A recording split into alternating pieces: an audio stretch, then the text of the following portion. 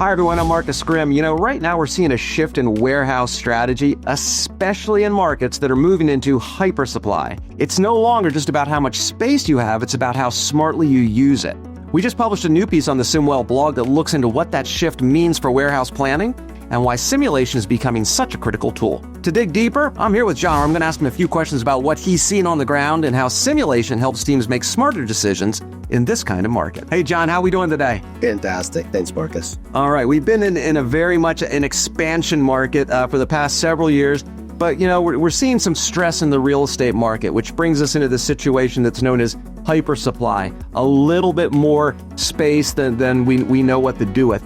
When we think about our warehousing clients, why is hypersupply such a critical signal for warehouse leaders right now? It's changing how decisions are getting made, and it's changing the questions that people are asking. How can we do more with what we have? How can we delay capital investments and still meet our targets, whether they're throughput targets or service level targets? You talk about that a lot, that the fundamental thing that you ask in simulation is, what are the questions we are trying to answer? And so questions about how do we save money in a hypersupply market, those aren't the types of questions that we've been asking for the past several years, are they? No, the last several years, organizations have been investing heavily in growth, whether it's new warehouses, expanding to warehouses, or introducing automation robotics into their warehouses. And a lot of those investments are still happening, but in this type of an environment, organizations and leaders and people need to really dial in on what they're doing and making sure that it's having the impact that they need, and it's having it quickly. We're not looking at how do we save money in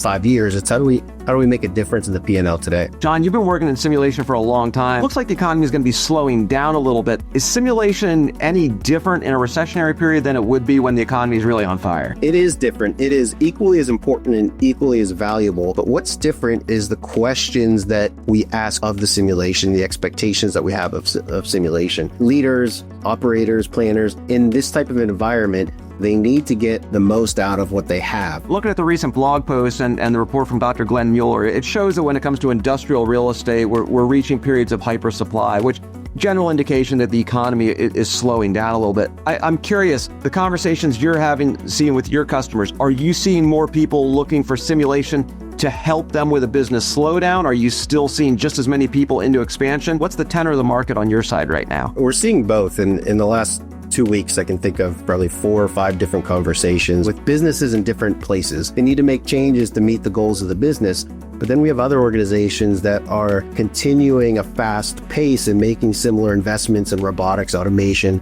what have you. And then there's organizations too that already have models set up, and they're able to adjust those models to more quickly adapt to what's happening. Over the past decade, your team has been building a lot of models, and I'm going to make an assumption that a lot of those models were built for how do we expand here, how do we do more? If in fact we're heading into a slightly recessionary period, what does that mean? Do those models get thrown out now? How resilient are these models when the economy changes? It depends on how the model was built. Traditionally, models have often been built to solve a single problem or a few problems, and they're not very flexible to adapt to other things. One of the things we've put a ton of emphasis on at SimWell is how do we architect models to be scalable and flexible to support whether there's a change in the operating environment or a change in the macro environment. So folks, we've been in a hot economic period, might be slowing down. Either way, simulation can help you plan for what's coming next. Check out the article on our blog at simwell.io.